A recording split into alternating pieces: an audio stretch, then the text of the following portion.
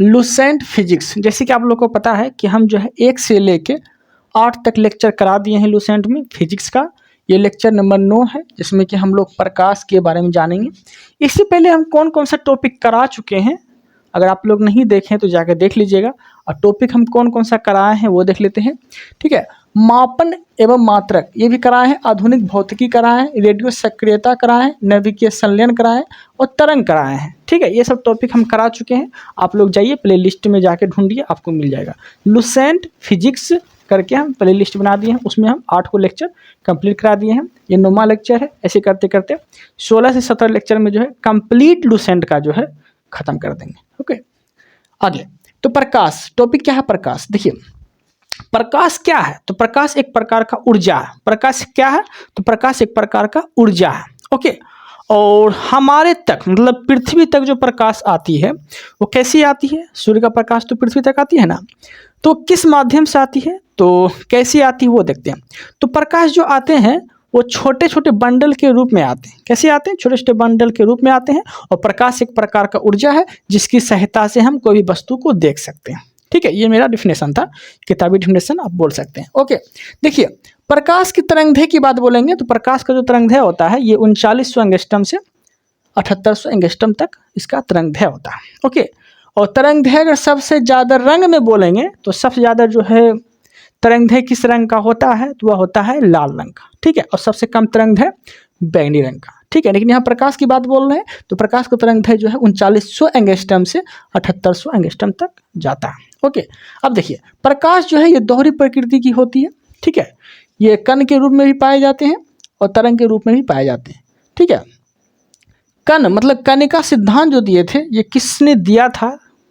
ठीक है, तो कणिका सिद्धांत दिए थे न्यूटन नाम का वैज्ञानिक। ओके, और तरंग का सिद्धांत कौन दिया था, तो यह दिया था हाइगेंस। ठीक है, तरंग सिद्धांत कौन दिया था, तो हाइगेंस नाम का वैज्ञानिक दिया था। प्रकाश तरंग का सिद्धांत हाइगेंस नाम का वैज्ञानिक दिया था। दोनों आपको याद रखना है। ओके, तो यहाँ तक कोई दिक्कत नहीं है। अब देखिए जब जब प्रकाश पृथ्वी तक पहुँचती है, ठीक है, तो कहने का अर्थ ये हो गया कि जब प्रकाश का वेग पृथ्वी तक पहुँचती है, या फिर दर्शाया जो बोल सकते हैं, दर्शाया जो गया है, यह रोमन नाम का एक वैज्ञानिक था। यही जो है पहली बार प्रकाश के वेग की खोज किया था, प्रकाश के वेग को नापा था। ठीक है, कौन सा वैज्ञानिक, तो रोमन नाम का वैज्ञानिक जो है प्रकाश के वेग को नापा था। ओके, और एक चीज आपको याद रखना है अच्छे से कि प्रकाश की जो तरंगदैर्घ्य होती है, ठीक है, प्रकाश की जो तरंगदैर्घ्य होती है और चाल होती है ये हमेशा बदलती है।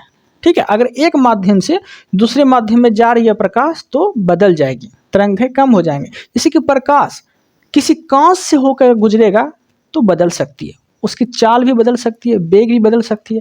लेकिन अगर आपसे बोलेगा कि आवृत्ति क्या बदलती है, तो बोलिएगा आवृत्ति नहीं बदलती, आवृत्ति नहीं बदलती, बाकी सब चीज़ बदल जाता है। तरंगदैर्घ्य और चाल ये सब बदल जाते हैं। ओके, तरंगदैर्घ्य और चाल ये सब बदल जाते हैं। तो यहाँ तक कोई दिक्कत नहीं है। अब देखते हैं आगे। ओके,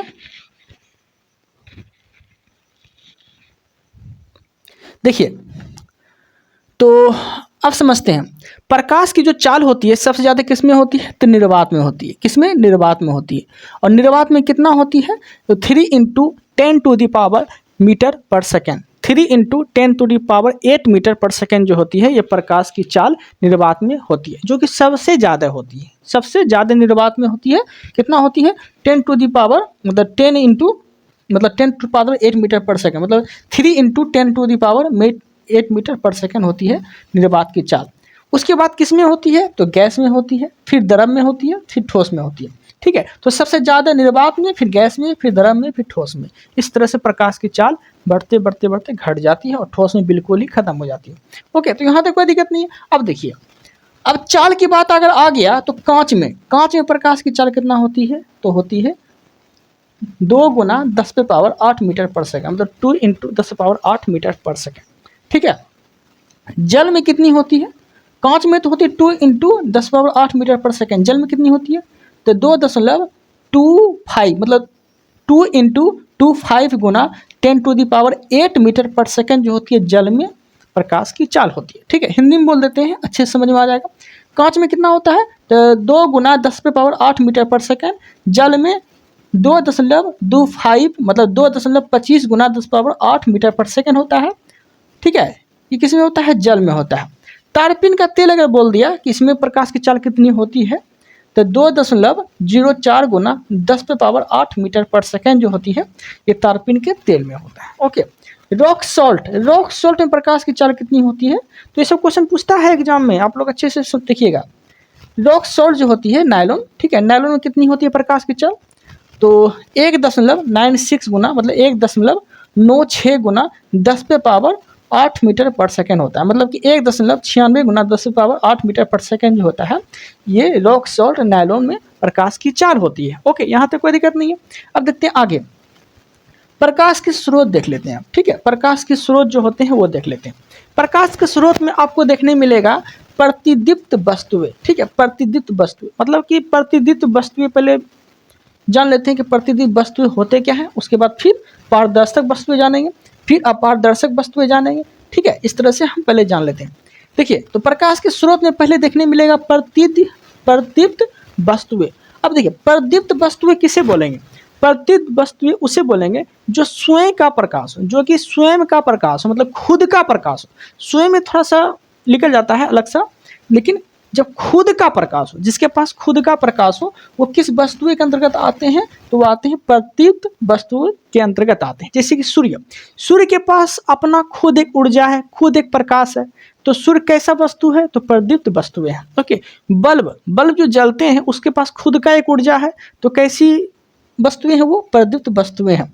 तो ये सब क्या हो गया? सूर्य, बल्ब, मोमबत्ती, ये सब जो है प्रतिदीप्त वस्तुएं के अंतर्गत आते हैं, जिसके पास खुद का प्रकाश हो। यहाँ तक कोई दिक्कत नहीं है। ओके, अब देखते हैं अदीप्त वस्तुएं। अप्रदीप्त वस्तुएं। ठीक है, प्रदीप्त वस्तु मतलब जिसके पास खुद का ऊर्जा हो। अब अप्रदीप्त वस्तुएं देख लेते हैं।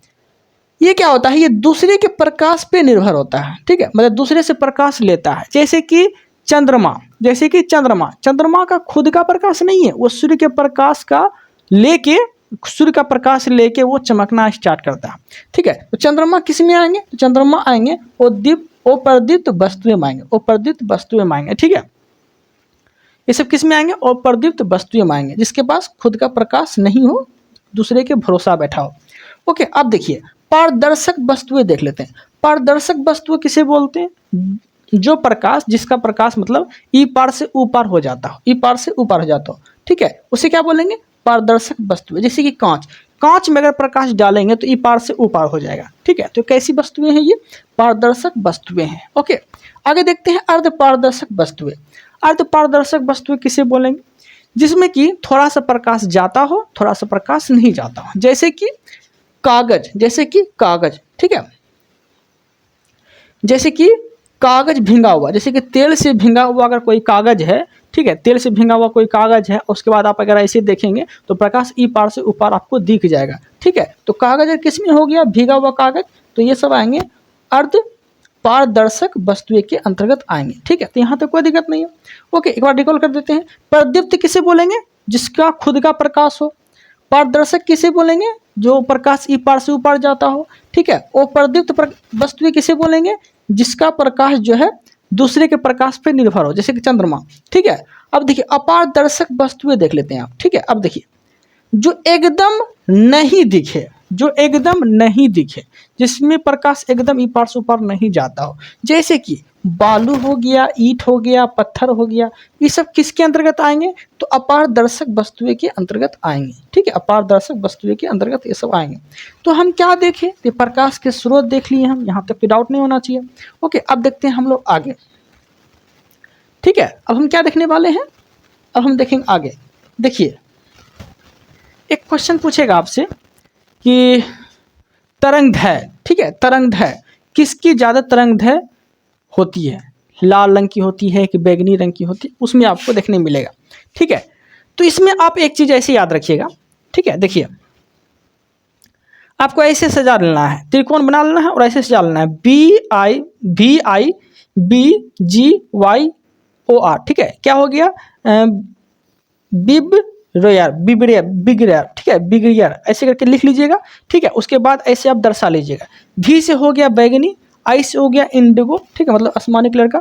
B से हो गया ब्लू, G से हो गया ग्रीन, Y से हो गया येलो, O से हो गया ऑरेंज, रे से हो गया रेड। तो इसमें इस तरह से आपसे क्वेश्चन कैसे पूछेगा, क्वेश्चन पूछेगा आपसे कि इनमें से किस में तरंगदैर्घ्य सबसे ज़्यादा होती है, किस में तरंगदैर्घ्य ज़्यादा नहीं होती है। ठीक है, तो यहाँ ऐसे हम क्वेश्चन लिख दिए हैं, लेकिन इसको समझ लीजिए आप। देखिए, अगर यहाँ से अगर ऊपर जाएंगे ना, नीचे से अगर ऊपर जा रहे हैं तो तरंगदैर्घ्य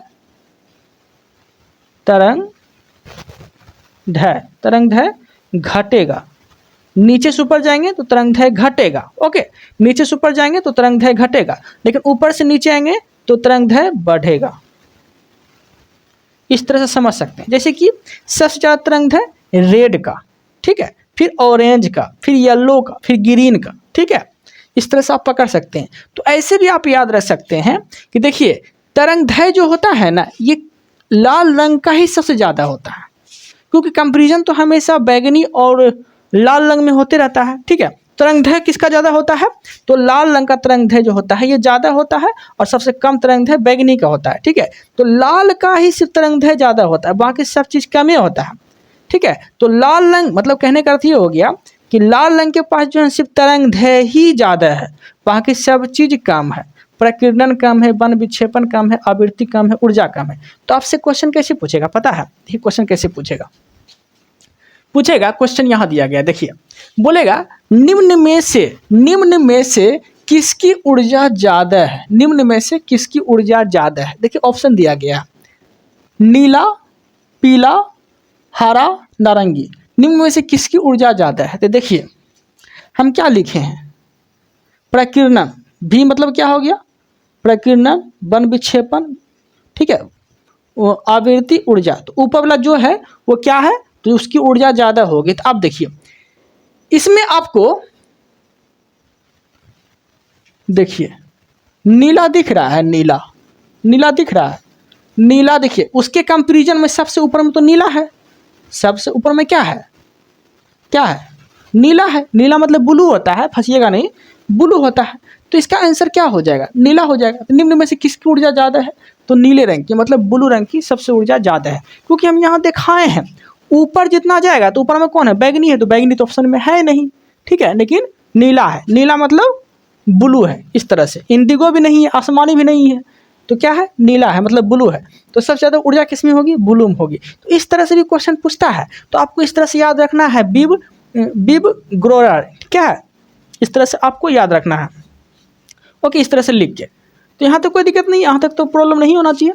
अब देखते हैं हम लोग आगे, एक क्वेश्चन और पूछेगा आपसे, निम्न में से किसका तरंगदैर्घ्य सबसे ज़्यादा है, निम्न में से किसका तरंगदैर्घ्य सबसे ज़्यादा है।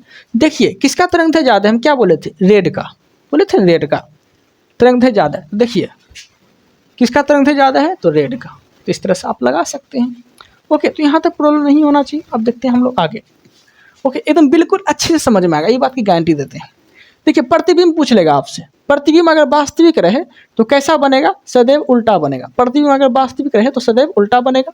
प्रतिबिंब अगर आभासी रहे तो सदैव सीधा बनेगा, सदैव सीधा बनेगा। इस तरह से अब क्वेश्चन पूछता है तो याद रखिएगा, प्रतिबिंब वास्तविक रहे तो हमेशा उल्टा बनेगा, आभासी रहे तो सदैव सीधा बनेगा। ठीक है, यहाँ तक कोई दिक्कत नहीं। तो यहाँ हम क्या क्या देखें, प्रकाश के स्रोत के बारे में देखें, ठीक है, तरंगदैर्घ्य के बारे में देखें। ठीक है, प्रकाश का तरंगदैर्घ्य कितना होता है, 3900 एंगस्ट्रॉम से 7800 एंगस्ट्रॉम, याद रखिएगा। प्रकाश के स्रोत के बारे में देखें, प्रदीप्त किसे बोलते हैं, प्रदीप्त वस्तु जिसमें कि जिसका खुद का प्रकाश हो, जैसे सूर्य। वो प्रदीप्त वस्तु किसे बोलेंगे, जिसका खुद का प्रकाश नहीं हो, दूसरे के पे डिपेंड हो, जैसे कि चंद्रमा सूर्य पे डिपेंड है। ओके, पारदर्शक वस्तुएं किसे बोलेंगे, जिसमें कि ई पार से ऊपर हो जाए, जैसे कि कांच। ठीक है, अर्ध पारदर्शक किसे बोलेंगे, थोड़ा प्रकाश जाता हो थोड़ा प्रकाश नहीं जाता हो, जैसे कि भींगा हुआ कागज। ओके, अब देखिए, अपारदर्शक वस्तु किसे बोलेंगे, जो एकदम नहीं जाता हो, जैसे कि बालू, ईंट, पत्थर, ये सब क्या है, अपारदर्शक वस्तुएं। तो यहाँ तक कोई दिक्कत नहीं होना चाहिए।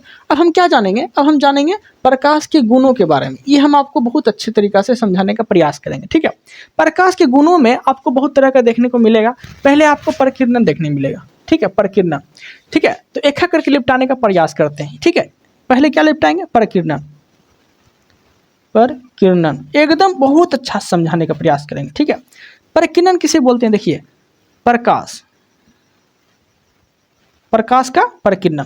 देखिए, प्रकीर्णन किसे बोलते हैं, समझिए। जब प्रकाश सूरज से ही ना मतलब प्रकाश मिलता है। जब प्रकाश आते हैं पृथ्वी पर, ठीक है, तो बहुत सारे धूलकण हैं, वायुमंडल बहुत सारे धूलकण हैं। धूलकण में टकरा उकरा के जो क्या होता है, ये रंगीन कर देता है प्रकाश को। क्या कर देता है? प्रकाश को रंगीन कर देता है। मतलब धूल कण में टकरा के रंगीन हो जाने की परिघटना को परिकिरणन बोलते हैं। क्या बोलते हैं? परिकिरणन बोलते हैं। ठीक है, कण से टकराकर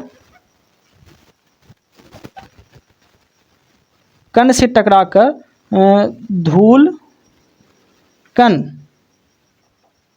से रंगीन हो जाने की घटना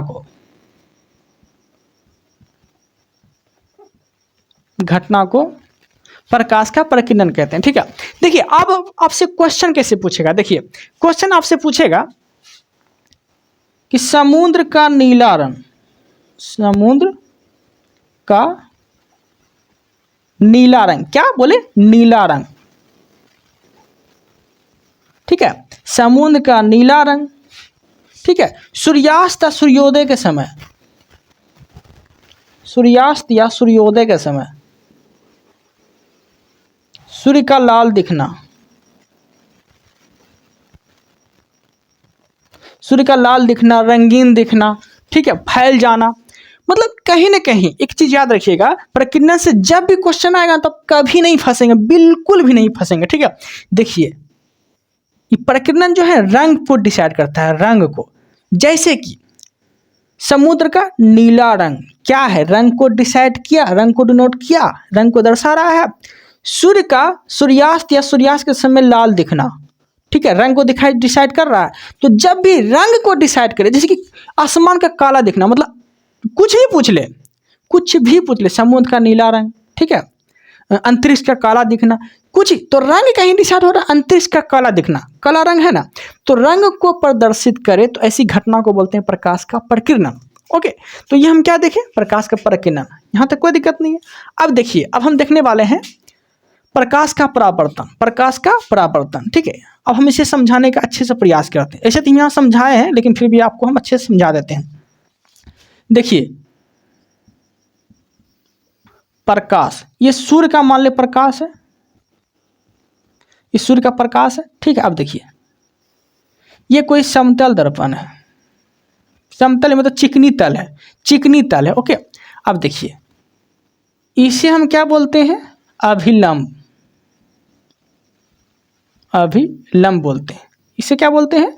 अभिलंब बोलते हैं। इसे क्या बोलते हैं?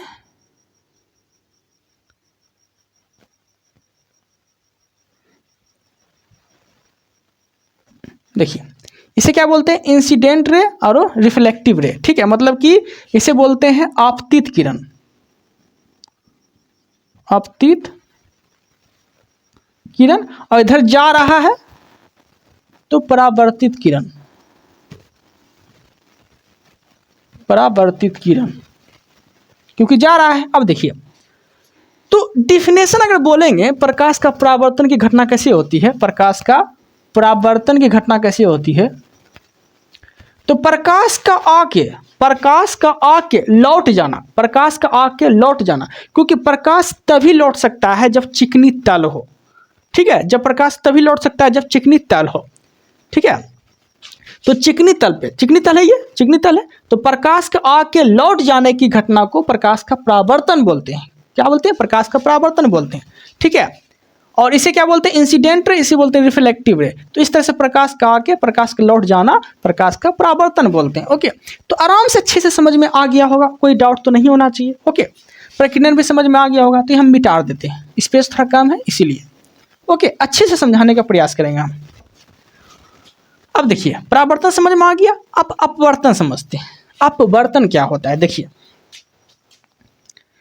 मान लीजिए ये कोई समतल दर्पण है, मतलब कि मान लीजिए कोई चिकनी तल है। ठीक है, तो प्रकाश आया और लौट के चला गया, प्रकाश आया और लौट के चला गया। ठीक है, देखिए इसी में आपको समझा देते हैं।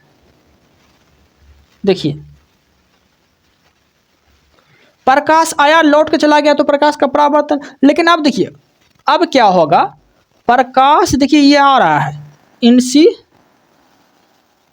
रे, आई तो हो गया रिफ्लेक्टिव रे। तो प्रकाश आ रहा है, प्रकाश आ रहा है, लेकिन प्रकाश ऐसे लौटा नहीं, प्रकाश ऐसे लौटा नहीं, बल्कि प्रकाश इन कर गया, प्रकाश इन कर गया मतलब अंदर घुस गया, अंदर आ गया। ठीक है, इस घटना को क्या बोलते हैं?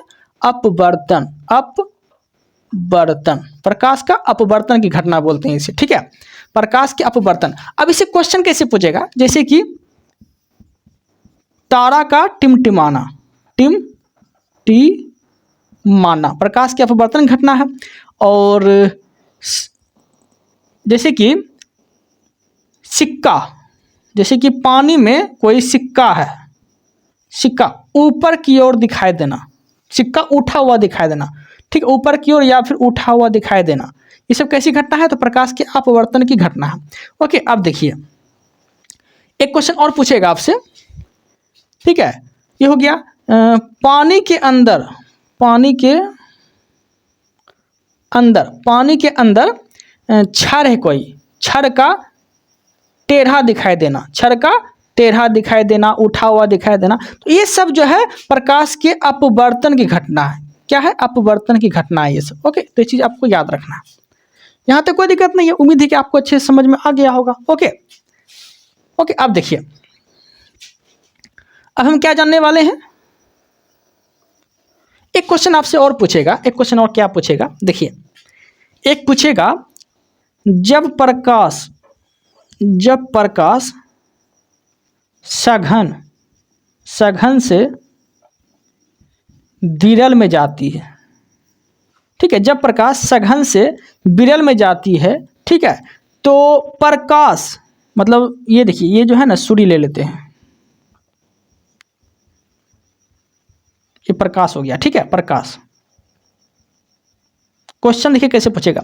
जब प्रकाश सघन से विरल में जाती है तो अभिलंब, ये तो अभिलंब हो गया, अभिलंब हो गया। ठीक है, अभिलंब हो गया, तो ये बोलेगा, देखिए फिगर बना के समझाएंगे तभी समझ में आएगा आपको। ये तो अभिलंब हो गया। ठीक है, अब देखिए जब प्रकाश सघन बोला ना, देखिए जब प्रकाश, ये हो गया सघन, ये होगा सघन, ये हो गया विरल, ये हो गया विरल। विरल किसे बोलेंगे? तो हवा को बोलेंगे, हवा। ठीक है, अब देखिए क्वेश्चन कैसे पूछेगा। जब प्रकाश सघन से विरल में जाती है तो प्रकाश अभिलंब से दूर झुकेगा कि पास झुकेगा? ऐसे याद रखना है, यही क्वेश्चन पूछेगा। ठीक है, जब प्रकाश सघन से विरल में जाती है तो अभिलंब से प्रकाश दूर झुकेगा कि पास झुकेगा? ठीक है, तो जब भी ऐसा क्वेश्चन पूछे ना सघन से विरल, तो प्रकाश अभिलंब से दूर झुकेगा।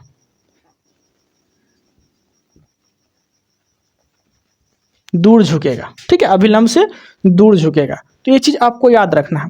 और एक बात और याद रखिएगा, जब सघन से विरल में प्रकाश जाती है तो प्रकाश अभिलंब से दूर झुकेगा। ठीक है, और ऐसी घटना में हम इसे क्या बोलते हैं? पुनः आंतरिक,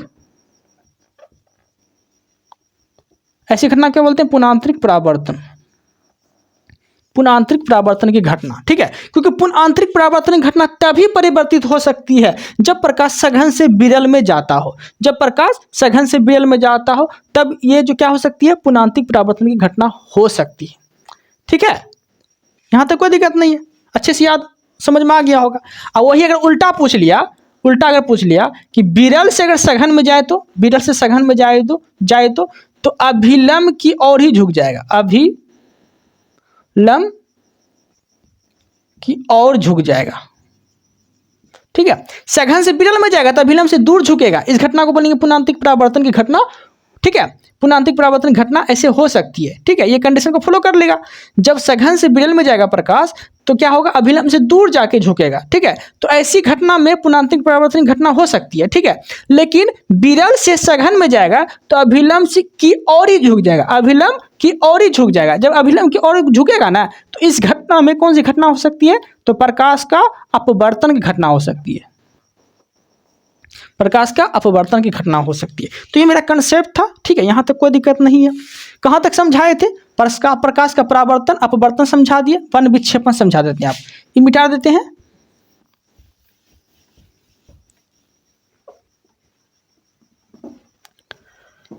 देखिए वर्ण विक्षेपण, प्रकाश का वर्ण विक्षेपण, ठीक है। अब देखिए प्रकाश का वर्ण विक्षेपण घटना कैसे हो सकती है, ठीक है। प्रकाश का रंगों में बदल जाना, प्रकाश का रंगों में बिखर जाना, रंगों में बदल जाना, प्रकाश का रंगों में बदल जाना, ठीक है। प्रकाश का रंगों में बदल जाना, ठीक है। प्रकाश का रंगों में बदल जाना, इसी स्थिति में जो है इंद्रधनुष बनता है। ऐसी स्थिति में क्या बनता है? इंद्रधनुष बन जाता है, ठीक है। क्योंकि प्रकाश के वन विक्षेपण की वजह से इंद्रधनुष बनता है। क्या बनता है? इंद्रधनुष बन जाता है। देखिए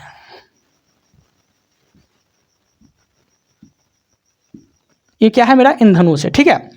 तो वन विक्षेपण की वजह से क्या बनता है? इंद्रधनुष बन जाता है। क्योंकि इंद्रधनुष में जो है प्रकाश के वन विक्षेपण की वजह से रंगों में बदल जाता है, इंद्रधनुष बनने लगता है, ठीक है। और इंद्रधनुष बनने का कारण क्या है?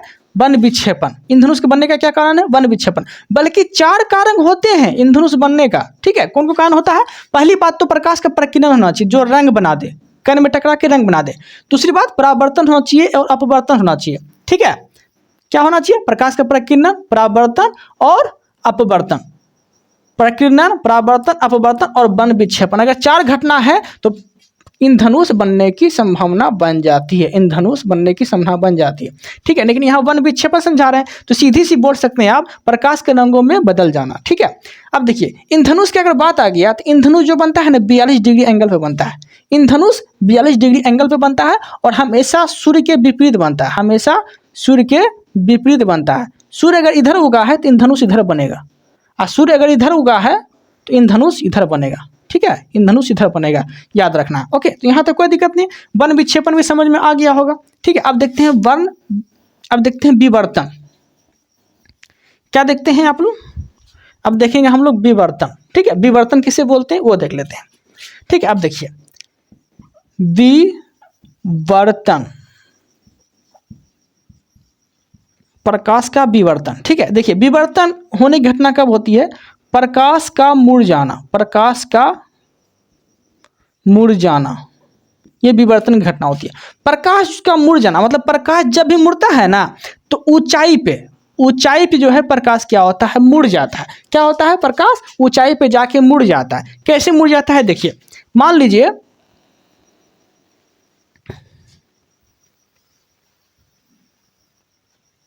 मान लीजिए कि ये जो है एरोप्लेन जा रहा है, ठीक है। मान ली ये एरोप्लेन जा रहा है, ओके। तो प्रकाश मान ली यहाँ से आ रहा है, प्रकाश मान ली यहाँ से आ रहा है, तो यहाँ टकरा के क्या होता है कि प्रकाश को इधर जाना चाहिए, ठीक है। लेकिन प्रकाश जो है यहाँ टकरा के क्या होता है? यहाँ टकरा के प्रकाश इधर चल जाता है। जब एरोप्लेन ऊपर में रहता है तो प्रकाश यहाँ न जाके प्रकाश उधर चल जाता है, मतलब मुड़ जाता है, ठीक है। तो इस घटना को क्या बोलते हैं? प्रकाश का विवर्तन। प्रकाश का मुड़ जाना, प्रकाश का विवर्तन। और प्रकाश का मुड़ जाने की घटना जो होती है हमेशा ऊंचाई पे होती है, हमेशा ऊंचाई पे प्रकाश कभी कभी मुड़ जाता है। जब एरोप्लेन जाता है तो सूर्य की रोशनी पड़ती है ना, तो सीधा न जाके प्रकाश उधर मुड़ जाती है। तो ऐसी घटना को बोलते हैं प्रकाश का विवर्तन, ओके। यहाँ तक कोई दिक्कत नहीं है, अच्छे से समझ में आ रहा होगा आप लोगों को। कोई डाउट रहता है तो आप कमेंट कर सकते हैं, बता सकते हैं, ओके। तो हम क्या देखें? प्रकाश का विवर्तन देख लिए। अब देखते हैं ध्रुवन। प्रकाश का मतलब ध्रुवन, ध्रुवन क्या होता है वो देखते हैं। देखिए प्रकाश का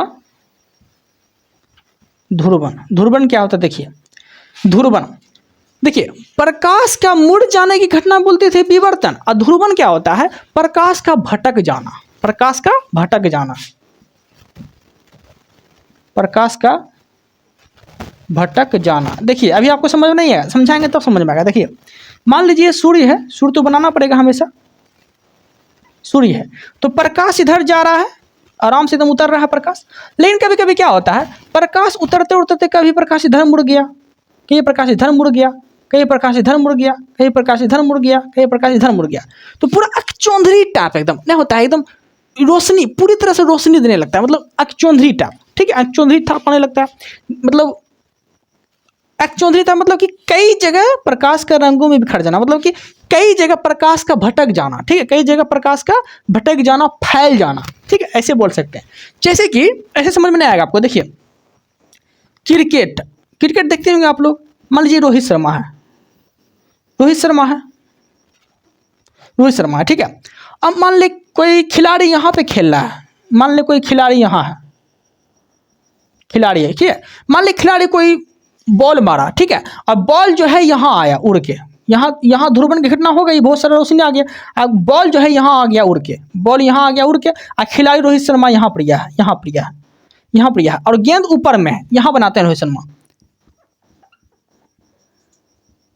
ठीक है, यहाँ बनाते हैं गेंद जो है ऊपर के, अब यहाँ कैच लेना है। ठीक है, तो कैसे लेगा कैच, क्योंकि यहाँ जो बॉल है ना, बहुत सारा रोशनी पर के, ये बॉल जो है जब ये ऊपर देख रहा है तो अकचौंधरी टाइप लग रहा है, कैच कैसे ले पाएगा, दिक्कत हो जाएगा। तो इसीलिए जो है, इसीलिए क्रिकेटर लोग को ना एक चश्मा दिया जाता है, ग्लास दिया जाता है, चश्मा जो पहनते हैं, रंगीन चश्मा। देखते हैं कभी कभी कि धूप पर जहाँ पड़ता है तो रंगीन चश्मा उसे दिया जाता है।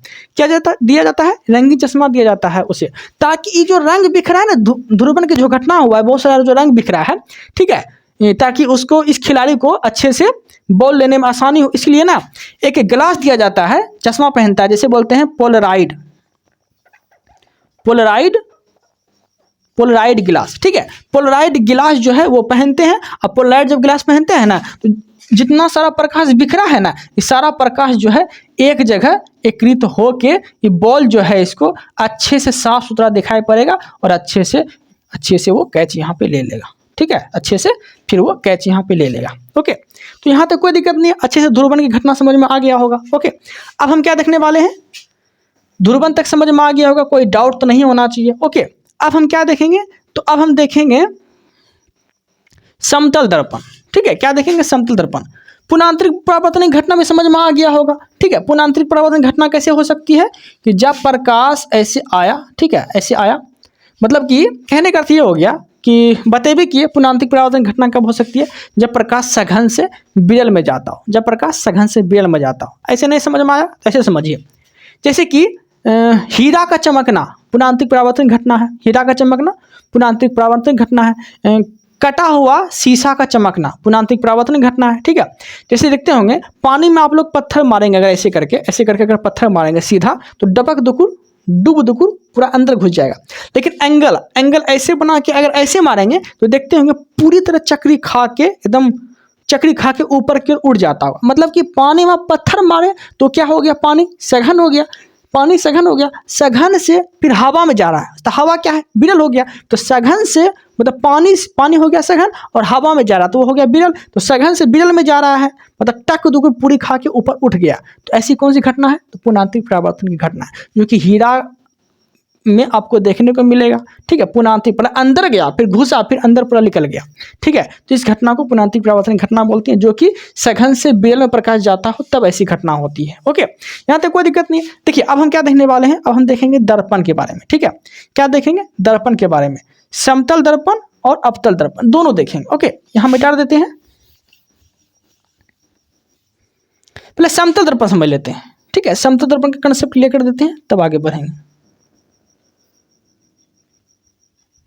देखिए, यहां समझते हैं। देखिए, दर्पण कितने प्रकार के होते हैं, तो वो होते हैं दो प्रकार के। ठीक है, समतल दर्पण और गोलीय दर्पण, समतल दर्पण और गोलीय दर्पण। ठीक है, समतल दर्पण पहले आपको समझा देते हैं कि समतल दर्पण होते क्या है। ठीक है, देखिए,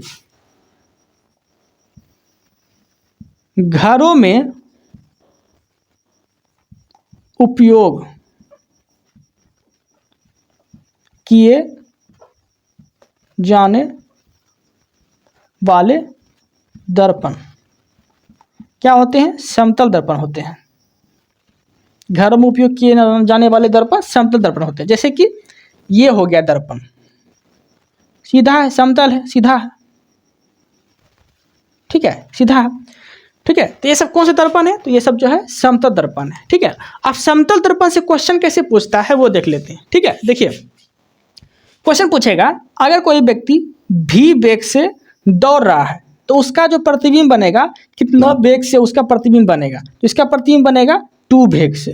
ठीक है, 2 v वेग से अगर कोई दौड़ रहा है मतलब कि रन कर रहा है तो उसका प्रतिबिंब 2 वेग से दो बनेगा। ठीक है, 2 वेग से रन बनेगा। ठीक है, यहाँ तक कोई दिक्कत नहीं। ओके, अब देखिए कोई व्यक्ति थीटा कोण पे है, ठीक है, थीटा डिग्री पे है तो यहाँ क्या बनेगा 2 थीटा बनेगा। ओके, मतलब दुगुना बताता है। v वेग से दौड़ रहा है कोई तो 2 वेग से दौड़ेगा, यहाँ पे थीटा कोण पे है तो 2 थीटा बनेगा। यहाँ तक कोई दिक्कत नहीं है। समतल दर्पण से एक और क्वेश्चन पूछता है, वो देख लेते हैं। ठीक है, वो देख लेते हैं। क्वेश्चन क्या पूछेगा देखिए, यदि समतल दर्पण 60 डिग्री पर झुके हो, यदि समतल दर्पण 60 डिग्री पर झुके हो और उनके बीच कोई वस्तु रखी हो, क्या बोले, यदि समतल दर्पण 60 डिग्री पर झुके हो और उनके बीच कोई वस्तु रखी हो तो प्रतिबिंब की संख्या कितनी होगी, प्रतिबिंब की संख्या कितनी होगी। कहने को हो गया कि 2 समतल दर्पण मान ले इस समतल दर्पण है, मान ले 2 समतल दर्पण है। ठीक है, ये समतल दर्पण है, ठीक है, ये भी समतल दर्पण है, ये भी समतल दर्पण है। 2 समतल दर्पण है और 60 डिग्री एंगल पे खड़ा है। ठीक है, अब बीच में कोई वस्तु है, बीच में कोई मान ले वस्तु है, तो यही क्वेश्चन पूछा गया है कि यदि कोई समतल दर्पण 60 डिग्री पर झुकी हो, 60 डिग्री पर इसको ऐसे झुका दिए, ठीक है, ऐसे झुका दिए 60 डिग्री पे, ठीक है, 60 डिग्री पर झुकी हो और उनके बीच कोई वस्तु हो, मान ले कोई वस्तु है, मान ले कोई वस्तु है, ठीक है, तो रखी हो तो प्रतिबिंब की संख्या कितनी होगी, प्रतिबिंब की संख्या कितनी होगी। कितना डिग्री पूछा, 60 डिग्री पूछा ना, कुछ नहीं करना है। देखिए इसका एक सूत्र होता है, सूत्र क्या होता है देखिए, n बराबर 360 बाय थीटा। तो कितना पूछा, थीटा का मान कितना है 60 है ना, तो देखिए n बराबर 360, थीटा का मान कितना दिया है 60 डिग्री पर झुका है ना, 60 डिग्री पर ऐसे झुका दिए, ऐसे लिख दिए। ठीक है, 0 0 कट गया, अब इसे काट दिए, छोचा के 36, छोचा के 36। ठीक है, तो 6 आया, 6 आया तो 6 क्या है, सम संख्या है, 6 क्या है, सम संख्या। तो एक चीज़ याद रखिएगा कि जब भी ऐसा क्वेश्चन पूछे ना, 60 डिग्री पे झुका हो, 9 डिग्री पे झुका हो या फिर 90 डिग्री पे झुका हो, 40 डिग्री पे झुका हो, तो याद रखिएगा सम संख्या में आंसर नहीं आएगा, सम संख्या में आंसर बिल्कुल नहीं आएगा। ठीक है, जब भी आएगा तो विषम आएगा। तो देखिए 60 डिग्री पे झुका हो तो काट छाँट किए ना, काट छाँट किए, कितना बार में कटा, 6 बार में कटा, तो 6 आया तो क्या 6 मेरा आंसर आ गया, 6 मेरा आंसर नहीं आएगा, बल्कि 6 में मुझे 1 घटाएंगे, 1 घटाना है। 6 में अगर 1 घटाएंगे तो आपका आंसर आ जाएगा 5, यही आपका आंसर हो जाएगा। ठीक है, यही आपका आंसर हो जाएगा। यहाँ लिख देते हैं 360, 60 डिग्री पूछा ना, 0 0 कट गया, 6 आ गया, 6 में से 1 घटाएगा, आंसर 5 आ जाएगा। ओके, तो ये मेरा आंसर हो गया। तो समतल दर्पण का जो भी क्वेश्चन पूछेगा इस तरह से आप बना सकते हैं। ठीक है, यहाँ तक कोई दिक्कत नहीं है। अब हम क्या देखने वाले हैं, अब हम देखेंगे गोलीय दर्पण के बारे में, जिसमें कि अवतल दर्पण, उत्तल दर्पण आपको देखने को मिलेगा। ओके, यहाँ तक कोई दिक्कत नहीं है, आगे बढ़ते हैं। ठीक है, अब देखिए गोलीय दर्पण, देखिए गोलीय दर्पण किसे बोलते हैं। देखिए ये कौन सा दर्पण हो गया, ये हो गया गोलीय दर्पण। क्या हो गया, गोलीय दर्पण हो गया, जो कलाई कर दिए।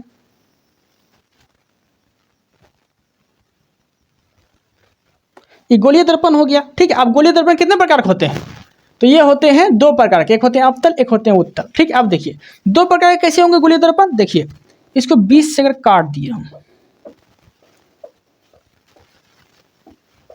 20 से काट दिए। ठीक है, अब बताइए ये कौन सा दर्पण है, ये कौन सा दर्पण है। ठीक है, तो ऊपर उठा हुआ कौन सा दर्पण होता है, ऊपर उठा हुआ कौन सा दर्पण होता है, उत्तल दर्पण होता है। ठीक है, और नीचे धंसा हुआ, नीचे अंदर धंसा हुआ, तो कौन सा दर्पण हो गया, ये हो गया अवतल दर्पण।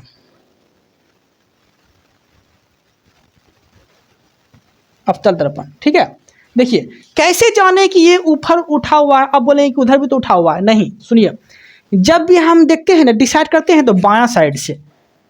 ठीक है, जब भी डिसाइड करते हैं देख के तो बायां साइड से, मतलब बायां साइड से प्रकाश डाल के देखते हैं कि ये जो है बाएं साइड से प्रकाश डाल के देखते हैं कि उत्तल दर्पण है कि अवतल दर्पण है। ठीक है, तो बाएं तरफ से प्रकाश डाले ना, तो कौन सा दर्पण, उत्तल दर्पण, क्योंकि ये उठा हुआ भाग है तो कौन सा दर्पण हो गया, उत्तल दर्पण। ये धंसा हुआ भाग है, ये धंसा हुआ भाग है, तो कौन सा दर्पण, ये अवतल दर्पण। ठीक है, अब देखिए अब आपसे क्वेश्चन कैसे पूछेगा, क्वेश्चन कैसे पूछेगा, तो यहाँ लिख देते हैं उत्तल। देखिए उत्तल दर्पण से क्वेश्चन कैसे पूछेगा, पूछेगा कि जैसे कोई व्यक्ति 4 व्हीलर चला रहा है, ठीक है, तो साइड में जो मिरर लगा रहता है, साइड में जो मिरर लगा रहता है, ट्रैक करके बैक में बैक साइड जो मिरर लगा रहता है, जो साइड से देख के पता करता है कि पीछे में कौन व्यक्ति है कौन नहीं है, ठीक है, तो साइड मिरर में किस दर्पण का प्रयोग करते हैं, तो वो करते हैं उत्तल दर्पण का, ठीक है, साइड मिरर किस दर्पण का प्रयोग करते हैं, उत्तल दर्पण का प्रयोग करते हैं, ठीक है, यहाँ तक कोई दिक्कत नहीं। ओके, सर्च लाइट मतलब साइड दर्पण में उत्तल दर्पण का प्रयोग करते हैं। एक और दर्पण आता है, एक और उत्तल दर्पण का प्रयोग किस में करते हैं, स्ट्रीट लाइट में, जैसे कि ये मान ले स्ट्रीट लाइट हो गया, ठीक है, स्ट्रीट लाइट हो गया, मान ले ये स्ट्रीट लाइट हो गया, ठीक है, ये रोशनी दे रहा है, फिगर सही से नहीं बन रहा है, फिर समझ लीजिएगा। स्ट्रीट लाइट जैसे कि अरे क्रिकेटर नहीं खेलता है, क्रिकेटर के मैदान में, क्रिकेटर के मैदान में किस दर्पण का प्रयोग करते हैं स्ट्रीट लाइट में, तो उत्तल दर्पण का प्रयोग करते हैं, ठीक है, किसका प्रयोग करते हैं, उत्तल दर्पण का प्रयोग करते हैं। इसका काम क्या है, प्रकाश का फैला देना, इसका काम क्या है, प्रकाश को फैलाना, और इसका काम क्या है, प्रकाश को सिकुड़ देना, इसलिए उत्तल दर्पण का प्रयोग जो है हम लोग टॉर्च में करते हैं, उत्तल दर्पण का प्रयोग जो है हम लोग टॉर्च में करते हैं। देखते हैं टॉर्च में घुमा घुमा के जो है रोशनी बहुत दूर तक जाता है, ठीक है, तो यहाँ तक कोई दिक्कत नहीं है, समझ में आ गया होगा आप लोग अच्छे से। कोई डाउट अगर आता है तो आप कमेंट कर सकते हैं। ओके ओके, अब देखते हैं आगे। तो समतल दर्पण समझ में आ गया, अवतल दर्पण समझ में आ गया, उत्तल दर्पण समझ में आ गया, ठीक है। अब देखिए यहाँ अवतल दर्पण जो है ना, अवतल दर्पण जो प्रकाश को सिकुड़ता था, अवतल दर्पण क्या करता था, प्रकाश को सिकुड़ता था। ऐसी घटना को अभिसारी घटना बोल सकते हैं, अभिसारी घटना बोल सकते हैं, या फिर अभिसारी दर्पण बोलते हैं, क्योंकि अवतल दर्पण जब प्रकाश को सिकुड़ता है तो ये घटना को ही अभिसारी बोलते हैं, तो इससे हम अवतल दर्पण को अभिसारी दर्पण भी बोल सकते हैं। ओके, उत्तल दर्पण का काम क्या था, प्रकाश को फैला देना, तो प्रकाश को फैलाने की घटना बोलता था अपसारी, प्रकाश को फैलाने की घटना अपसारी बोलते थे, ठीक है। तो अब तक उत्तल दर्पण को हम लोग अपसारी दर्पण भी बोल सकते हैं। इसका काम क्या है, फैलाना, किसको, तो लाइट को। इसका काम क्या है, सिकुड़ना, ठीक है, यहां तो कोई दिक्कत नहीं है, अच्छे समझ में आ गया होगा। इसका काम है सिकुड़ना, ओके, इसका काम है फैलाना। उत्तल दर्पण का काम है लाइट को फैलाना, और अवतल दर्पण का काम है लाइट को सिकुड़ना। ओके, अच्छे समझ में आ गया होगा। कोई डाउट आता है तो आप कमेंट कर सकते हैं, बता सकते हैं। बाकी कुछ अपवर्तनांक है वो देख लेते हैं, जैसे कि वायु का अपवर्तनांक कितना होता है, 1 होता है। जल का अपवर्तनांक कितना होता है, 1.33 होता है। अल्कोहल का अपवर्तनांक कितना होता है, 1.36 होता है। केरोसिन का अपवर्तनांक कितना होता है, 1.44 होता है। तारपीन तेल का अपवर्तनांक कितना होता है, तो 1.48 होता है। फिर से बोल देते हैं, वायु का अपवर्तनांक 1 होता है, जल का अपवर्तनांक 1.33 होता है, अल्कोहल का अपवर्तनांक 1.36 होता है, केरोसिन का अपवर्तनांक 1.44 होता है। तारपीन का अपवर्तनांक कितना होता है, तो 1.48 होता है। ओके, हीरा का अपवर्तनांक कितना होता है, तो 24.41 होता है, 24.4 भी बोल सकते हैं आप, ठीक है। जल का अपवर्तनांक कितना होता है, 48.75 होता है। हीरा का अपवर्तनांक 24.41, जल का अपवर्तनांक मतलब जल, ये तो अपवर्तनांक तो ये हो गया, कांतरिक कोण है ये, ओके, याद रखिएगा। कांतरिक कोण हीरा का 24.41, जल का कांतरिक कोण तो 48.75 होता है। ओके, उम्मीद है कि आप लोग को अच्छे से कंसेप्ट समझ में आ गया होगा। कोई डाउट रहता है तो आप कमेंट कर सकते हैं, बता सकते हैं। और आप लोग को मेरा कंटेंट और कंसेप्ट समझाने का कैसा लग रहा है आप कमेंट जरूर करिएगा, और चैनल को सब्सक्राइब कर लीजिएगा नए हैं तो, ताकि मेरा वीडियो जो है आप तक पहुंच सके। इसलिए चैनल को सब्सक्राइब कर लीजिएगा, लाइक कर लीजिएगा। Okay then, thank you, thanks for watching.